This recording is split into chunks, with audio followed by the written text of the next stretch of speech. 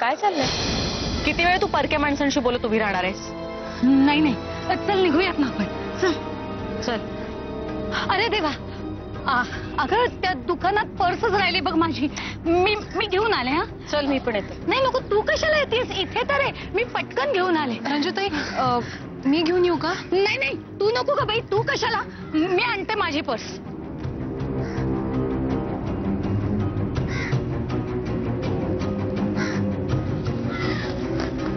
रंजूताई काय सांगत होत्या? घरावर संकट आलंय ते तुम्ही मला काहीच सांगितलं नाही. सीमावेनी सांगा ना. राधा, मला तुझ्याशी बोलायची संधीच मिळाली नाही.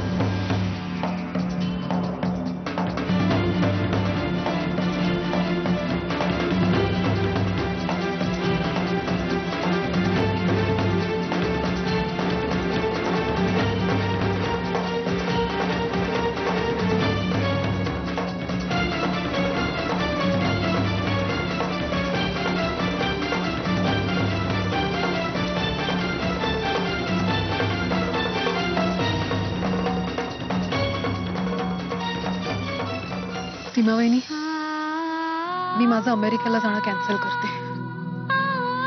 इथे राहून आपण मार्ग काढूया. नाही नाही राधा, हे बघ, तू आता इथलं कोणतंही टेन्शन घ्यायचं नाही. तू आता फक्त तुझ्या बाळाची काळजी घ्यायचीस.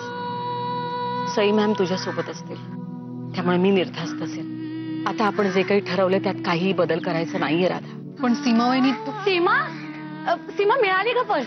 त्या दुकानदाराने नीट ठेवली होती. काय शेवटचं सांगते, यापुढे रंजूशी बोलायचा प्रयत्न करायचा नाही. आमच्या घरच्यांनाही कोणाला भेटायचं नाही आणि सौरभच्या आयुष्यातून तर तू कायमचं दूर जायचंस. सीमा, तुझा आमचा काही संबंध नाहीये हे लक्षात ठेव.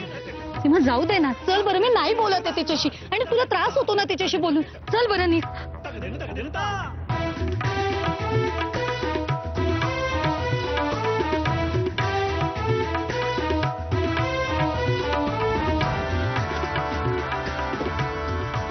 केदार, काय चाललंय तुझं?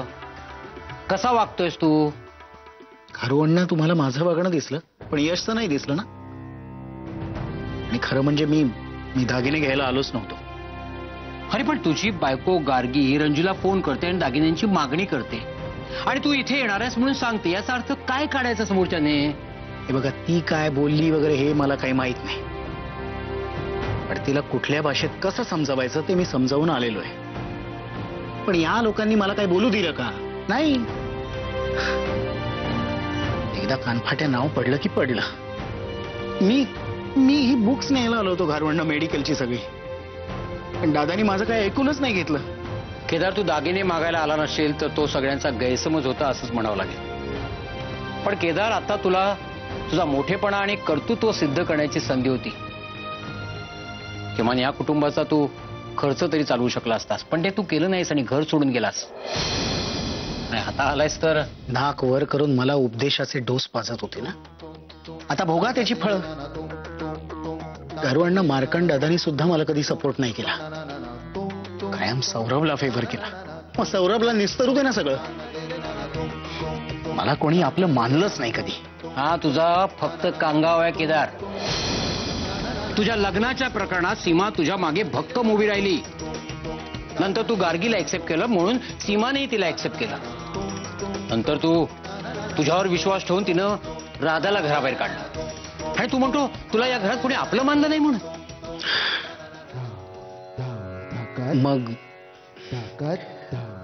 मग मी आता काय करावं असं तुमचं म्हणणं आहे? 10 कोटीचा डोंगर उतरवायला मदत कर. मध्यानं त्याची बडोद्याची जागा विकली आहे. सीमाने तिच्या बाबांना फोन केलाय. मला वाटतं केदार, तूही तुझ्या सासऱ्यांना विचारून बघ.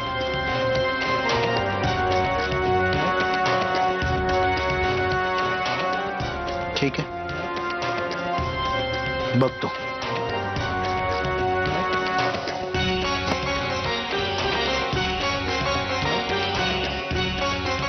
खरं म्हणजे मला छळणाऱ्यांची ही अवस्था बघून मला खूप मजा येत होती,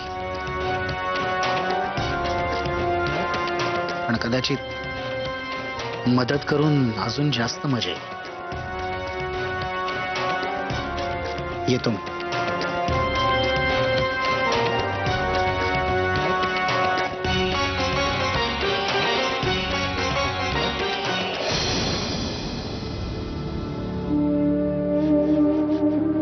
आईला काय झालं जिजू? काय होणार केदार आणि दादा एकत्र आल्यावर? नेहमीचा ठरलेला त्यांचा कार्यक्रम. दोघे एकमेकावर गुरगुरत असतात, एकही जण मागे हटायला तयार होत नाही.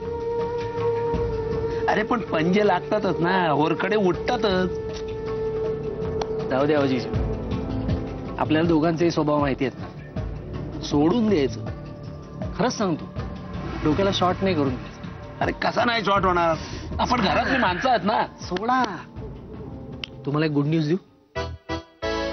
गुड न्यूज म्हणजे?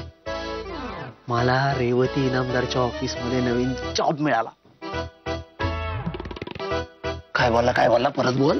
रेवती इनामदारच्या ऑफिस मध्ये मला नवीन जॉब मिळाला.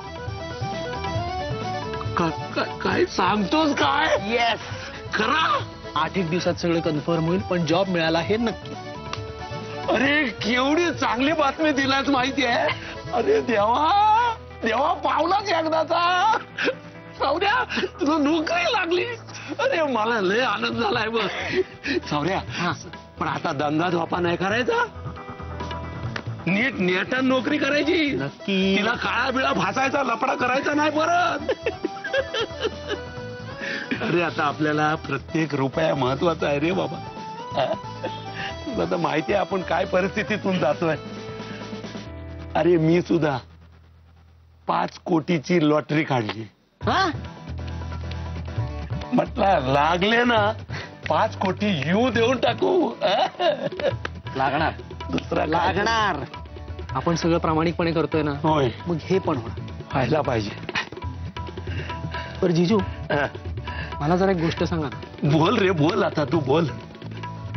ती कुहूच्या वेळेला रंजूताई जेव्हा प्रेग्नंट होती तेव्हा तिच्यासाठी तुम्ही काय काय करायचा? काय करायचं म्हणजे? अरे काय नाही करायचं ते विचार. पर काय नाही करायचा? अरे 24 तास तिच्या आजूबाजूला नुसता नाचत असायचा. तिने शब्द टाकला का मी तो याल्ला, असं आमच्या दोघांचं. अरे लय म्हणजे तिच्यासाठी मी 24 तास ATM होतो. हा, ATM? अरे ऑल टाइम मदत. हो. पण तू काय या मध्येच काढला?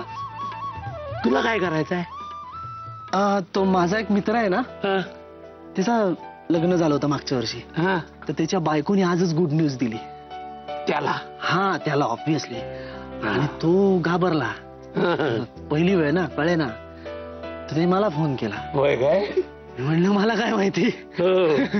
माझ्या जिजूंना माहिती म्हणून त्यांना विचारून सांगतो. म्हणून म्हणलं तुम्हाला विचारावं. अरे काय नाही केला मी.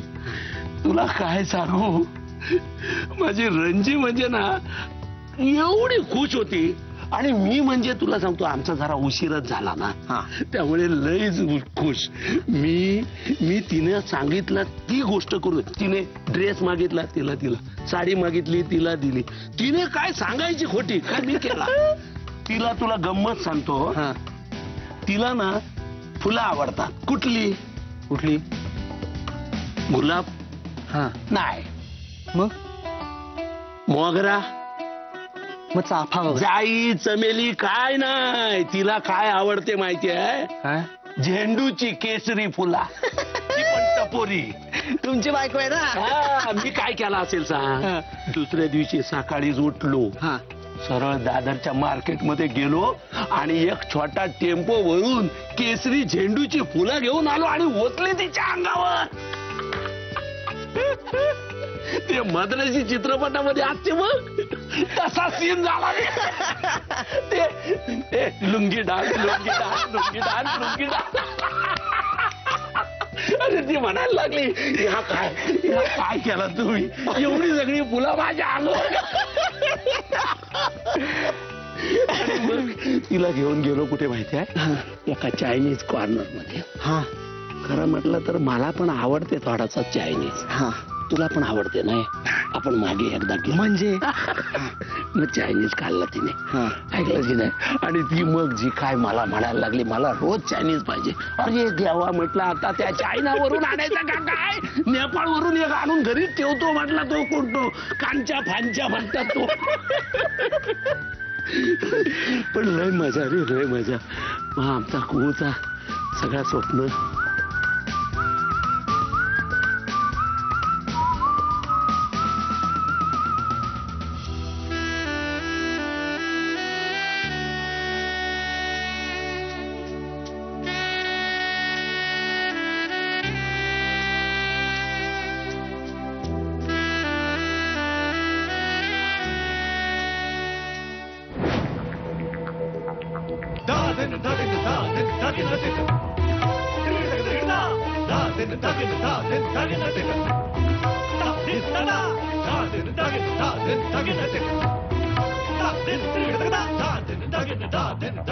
कैरी तुम्हाला खाव्याशा वाटत होत्या ना, म्हणून आणली.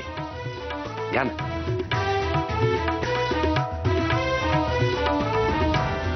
हो घ्या, तुमच्यासाठीच आणली. घ्या प्लीज. थँक्यू. हो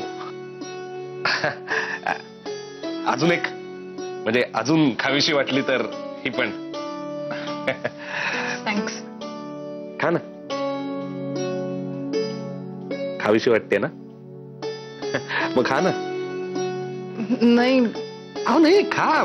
मलाही बरं वाटेल. प्लीज खा, प्लीज.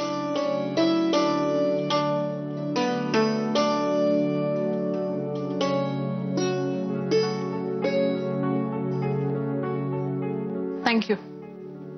हो थँक्स कशाबद्दल. एवढ्या वेळा तुम्ही ऑलवेज हेल्प केली आहे मला. आज मला संधी मिळाली. You know what, you are just like my Rosie aunty, my old chick. 85 वर्षांची आहे रोझी आंटी. पण तिचा सोल एकदम स्वीट, तुमच्यासारखा. You are just like her. Just म्हणजे not old as her. You are very young and pretty. पण मनानं same Rosie aunty. एकदम हेल्पफुल.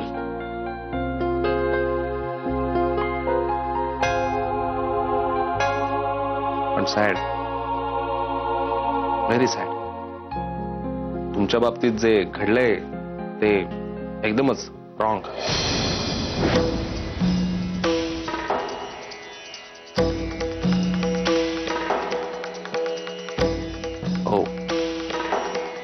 सॉरी, मी तुमच्या पर्सनल लाईफ मध्ये शिरायला नको होतं, पण तुमची सिस्टर इन लॉ आणि तुमचा नवरा त्यांनी बरोबर नाही केलं.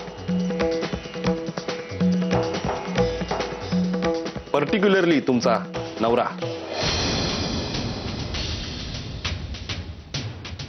त्यांनी तर एकटं टाकलंय तुम्हाला. Wrong, totally wrong. पण तुम्ही स्ट्रॉंग राहा, खरंच स्ट्रॉंग राहा. मी सपोर्ट करीन तुम्हाला.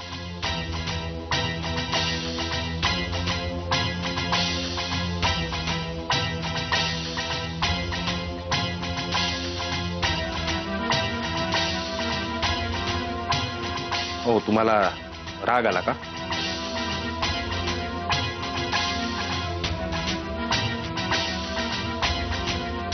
तुमच्या प्रश्नाचं उत्तर मगाशी तुम्हीच दिलं. तुम्हाला माझ्या पर्सनल लाईफ मध्ये पडायचं काही कारण आहे का?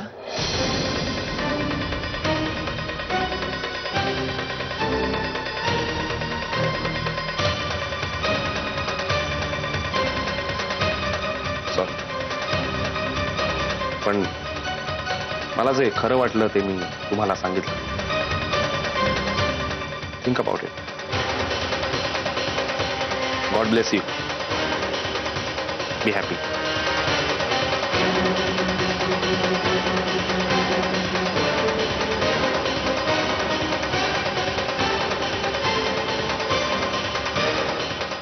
काय रे यश, तू केदार आला होता ना गार्गीचे दागिने घ्यायला, मग त्याला देऊन का नाही टाकलेस? रणजित. नाही, मला काही ऐकायचं नाहीये. त्या दागिन्यांवर एवढा तमाशा केलाय आणि ते दागिने इथेच पडलेत. अगं रंजे, मी दिले त्याला, त्याने घेतले नाही. त्याला मी काय करू?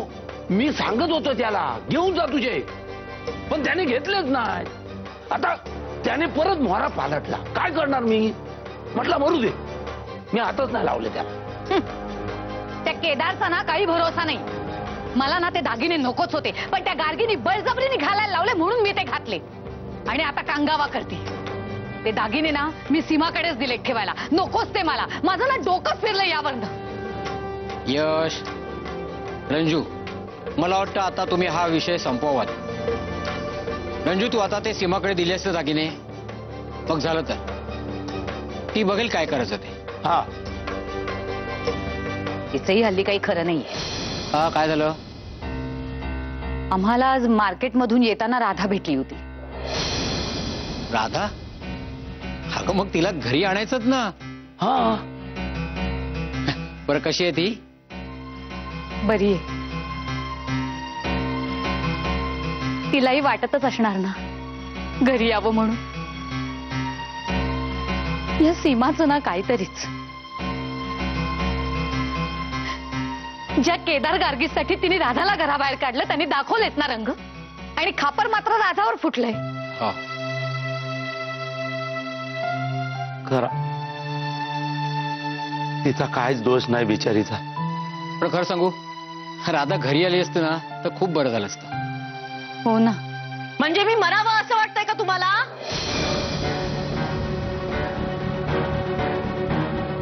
हा, सांगा ना, मी मरावं असं वाटतंय का तुम्हाला? सगळं ऐकते मी, सगळं ऐकते. तिला बोलावणं तर दूरच, तिचं नाव सुद्धा या घरात घ्यायचं नाही. अगं पण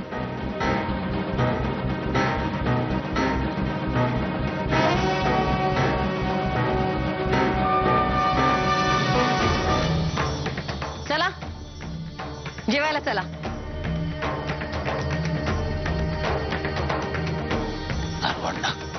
जाऊ दे, राधाचा इशे बंद करूया. काय गपचूप जेवायला जाऊया. सीमा वहिनीला उगाचा त्रास होतो तर कशाला बोला. चला चला चला चला. तुमच्या बाबतीत जे घडलंय ते एकदमच रॉंग. तुमची सिस्टर इन लॉ आणि तुमचा नवरा त्यांनी बरोबर नाही केली. पर्टिक्युलरली तुमचा नवरा, त्यांनी तर एकटं टाकलंय तुम्हाला. Wrong, totally wrong.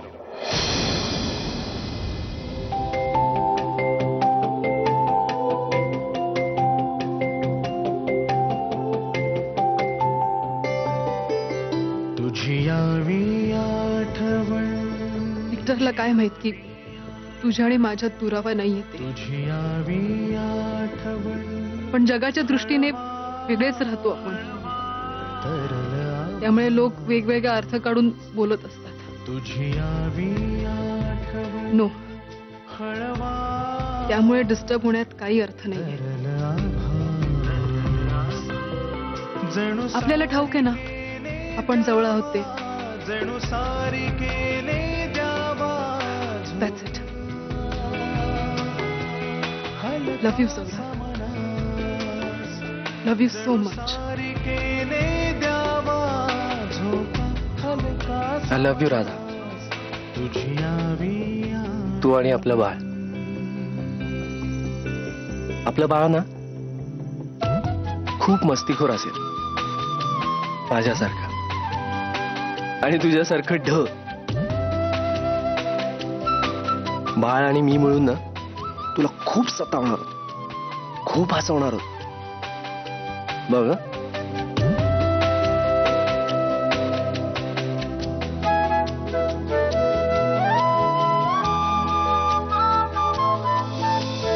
पापण्यात उतरून यावे आभाळ जणू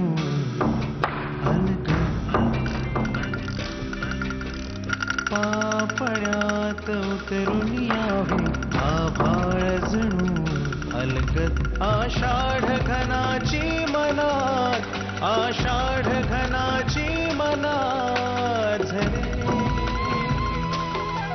झिम झिम बरसा.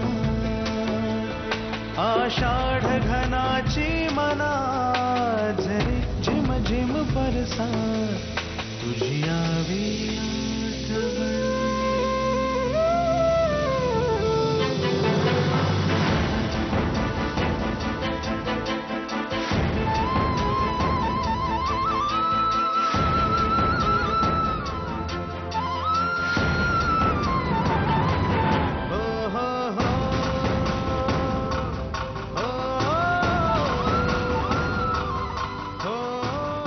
मस्त आहे ना हे खेळणं.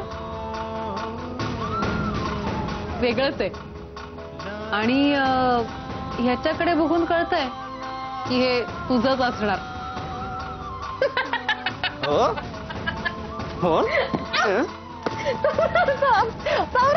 ओके सॉरी सॉरी सॉरी पण खरंच खूप गोड आहे.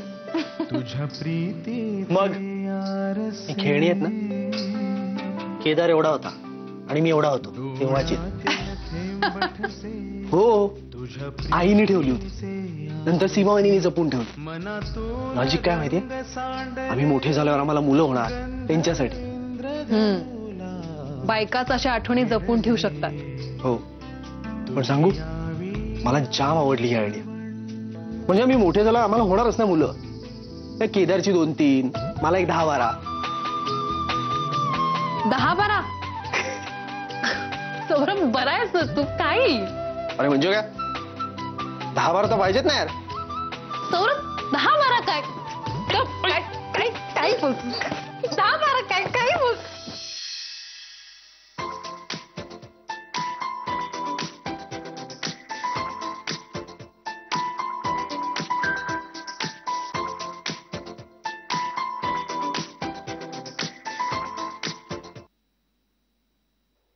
हॅलो.